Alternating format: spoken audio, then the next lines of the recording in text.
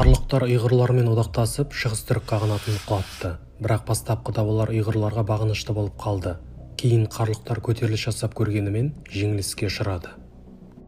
Осыдан соң ұйғырлар өз қағанатын құрды, ал қарлықтар 746 жылы ит жылы деп аталған кезеңде Жетісуға қоныс аударуға мәжбүр болды.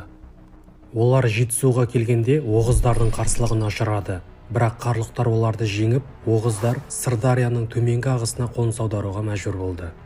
Ибн әл-Фақих қарлықтарды көне түркілер деп атаған. Деректерде қарлықтардың 25 қала болғандығы анықталды. 840 жылы қарлықтар Енесей қырғыздармен одақтасып, ұйғыр қағанатын талқандады. Осы оқиғадан кейін қарлық жабғулары қаған лауазымын иеленді. Алайда 9 ғасырдың ортасында қарлықтардың қуаты әлсірей бастады. Саманилер әулеті қасиетті соғыс жариялап, Испиджаб пен Таразды басып алды. Бұл жорықтар Жетісуда ислам дінінің таралуына жол ашқанымен, қарлық мемлекетінің іргесін шайқалтты. Ақырында 940 жылы қарлық қағанаты құлап, оның орнына Жетісуда жаңа әулет Қарахан мемлекеті құрылды.